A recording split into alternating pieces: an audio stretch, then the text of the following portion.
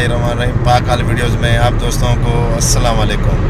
मैं अभी बिडैर दोस्तों, आज मैं जा रहा हूँ अपने गांव विलेज की तरफ। तो मैंने बोला चलो थोड़ा सा हाईवे का रोड है, थोड़ा इसका आपको मायना कराऊँ रोड में किस तरह ये जा रहे हैं हम लोग, तो उसके लिए ठीक है दोस्तों।